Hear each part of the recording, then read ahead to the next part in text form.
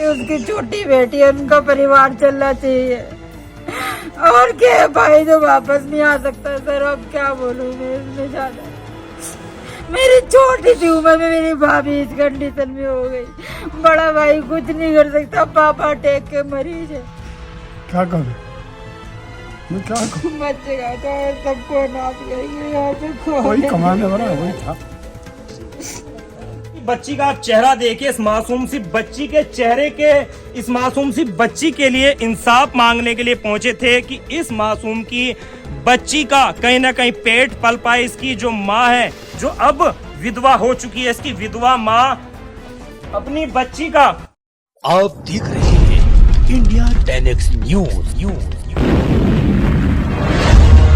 सबसे तेज खबर India 10X news channel.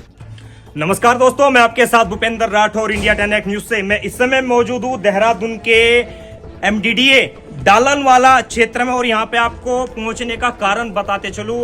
हाल ही में ही 26 तारीख को सुबह लगभग 4-4:30 बजे एक ऑटो वाला अपने घर से निकलता है अपने बच्चों और अपनी बीवी और अपने बुजुर्ग पिता का पेट पालने के लिए।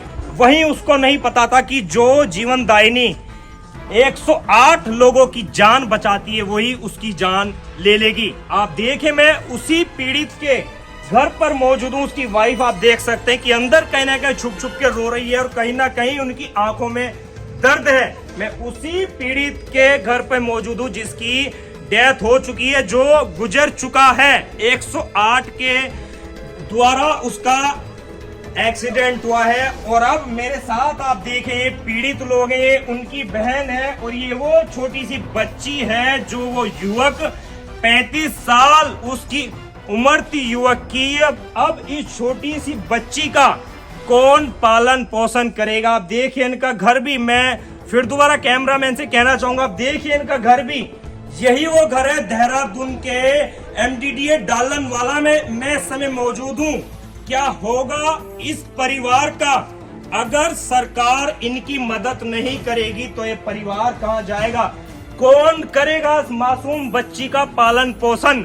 और देखिए, यही वो पिता है जो हार्ट के पेशेंट भी हैं, कहीं ना कहीं बीमार रहते हैं। बच्चे की तस्वीर लेके हाथ में खड़े हैं इंसाफ मांगने के लिए। और हमारे साथ वही कुछ सज्जन लोग मौजूद हैं, वकील साहब मौजूद है जो इस पूरे मामले को उठा रहे हैं। हम इनका भी धन्यवाद करना चाहेंगे कि ऐसे मामलों में अपनी आवाज को बुलंद करते हैं। और इनसे गुजारिश भी करेंगे कि जब तक इस परिवार को इंसाफ नहीं मिले तो अपनी आवाज को ऐसे ही बुलंद रखें। और इनसे जानना चाहेंगे आखिर क्या पूरा मामला था, क्योंकि कल ये उस लड़के का शव लेके देहरादून के 108 के कार्यालय के बाहर भी पहुंचे थे। उसके बाद वहां से 5:30 से 6 बजे करीब ये लौटे हैं। इनसे पूछेंगे आखिर क्या कुछ आश्वासन दिया है 108 के जो कार्यकर्ता थे, जो वहाँ पे अधिकारी थे, क्या कुछ आश्वासन दिया है? भाई साहब, आपका नाम? मेरा नाम रोबिन त्यागी है। और जो लड़का दुर्घटना में जिसकी मृत्यु हुई है, हमारी साथी था और बहुत ही मेहनती लड़का था। एक अपने पीछे जो परिवार छोड़ के गया है, बहुत ही गरीब परिवार है। 26 तारीख को सुबह 4:30 बजे वो सवारी लेके MDDA कॉलोनी से रेलवे स्टेशन की ओर छोड़ने जा रहा था। तो इंदर रोड पे कृष्णा मेडिकल हॉस्पिटल के पास जैसे ही वो चौक पे गया तो एक बहुत ही तेज़ी और लापरवाही से 108 गाड़ी आई और उसको ठोक दिया, ठीक है, जिससे उसकी बहुत गंभीर उसको चोट लगी। बड़ी रिक्वेस्ट करने पर उसको जब बोला गया कि इसको छोड़ने आओ, पहले तो वो मना करने लगा, मैं नहीं छोड़ने जाऊंगा, बहाने बनाने लगा। जब आसपास लोग इकट्ठे हुए, प्रेशर में बड़ी मुश्किल से उसको हॉस्पिटल लेके गया। उसके बाद हॉस्पिटल छोड़ने के बाद कोई भी कर्मचारी, कोई भी स्टाफ, कोई भी एक भी अधिकारी ने एक बार ये संपर्क तक नहीं किया इस परिवार से या जो लोग अस्पताल में थे या डॉक्टर से कि उस बच्चे की तबीयत कैसी है जिसको हमारे द्वारा इतनी गंभीर चोट लगी है। एक मानवता के नाते आप आके कम से कम ये पूछ लेते कि भाई उस बच्चे की तबीयत कैसी है। अगर हमारे कोई सहयोग की आवश्यकता है तो हम लोग उस सहयोग को करने के लिए तैयार है। अच्छा, कहीं ना कहीं उनका कहना ये भी कि ऑटो वाले ने 108 में टक्कर मारी आके, इसे कैसे देखते हैं आप? देखिए, ये उनकी बहुत ही बेशर्मी की बातें हैं जो इस तरह की बातें अब कर रहे हैं। एक ऑटो चालक कितनी बड़ी दुर्घटना कर सकता है ये सभी को मालूम है। एक 3 पहिए का ऑटो जिसमें ऑलरेडी पहले से सवारी बैठी हो, और सभी को पता है कि 108 की हरकतें कैसी रहती है, किस तरह से वो गाड़ियाँ चलाते हैं। सभी इस चीज़ से वाकिफ़ है कि आए दिन हमेशा कभी ना कभी 108 की जो लापरवाहियाँ आती रहती है, कई बार ऐसी घटना हो चुकी है। और अब 108 वाले अपनी गलती को छुपाने के लिए इस चीज़ पे पर्दा डाल रहे हैं कि इस तरह आगे अगर इस परिवार को इंसाफ नहीं मिलता है, कहाँ तक जाएंगे आप इंसाफ मांगने के लिए? इस परिवार को इंसाफ नहीं मिलेगा जो उन्होंने हमें आश्वासन दिया है, तो मैं पूरे परिवार को लेकर सीएम कार्यालय के बाहर बैठा दूंगा धरने पर। 108 के जो वहाँ पे कार्यकर्ता थे, पदाधिकारी थे, क्या कुछ आश्वासन दिया है?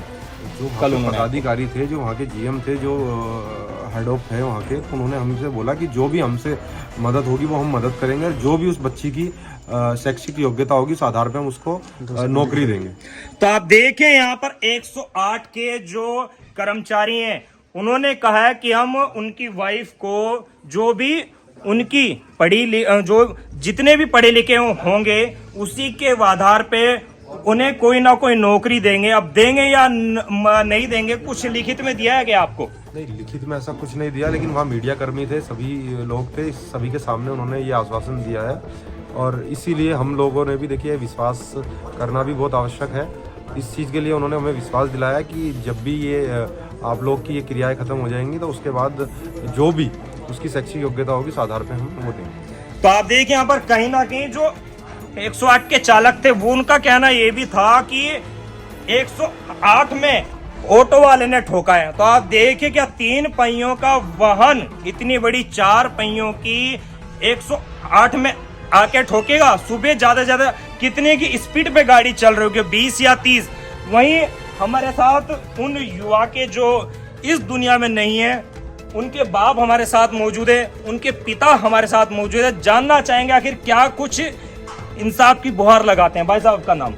किशोर कुमार। क्या कुछ इंसाफ की गुहार लगाते हैं आप? न्याय मिलना चाहिए। तो इस खबर में क्या कुछ अपडेट पाई जाती है, आप देखिए पूरा परिवार और पूरे आसपास के मोहल्ले के लोग उस युवक के लिए इंसाफ मांगने के लिए पहुंचे हैं। इस बच्ची का, इस मासूम सी बच्ची का आप चेहरा देखिए, इस मासूम सी बच्ची के चेहरे के, इस मासूम सी बच्ची के लिए इंसाफ मांगने के लिए पहुंचे थे कि इस मासूम की बच्ची का कहीं ना कहीं पेट पल पाए। इसकी जो माँ है, जो अब विधवा हो चुकी है, इसकी विधवा माँ अपनी बच्ची का पालन पोषण कर सके। तो आगे इस खबर में क्या कुछ अपडेट पाई जाएगी, हम जुड़े रहेंगे।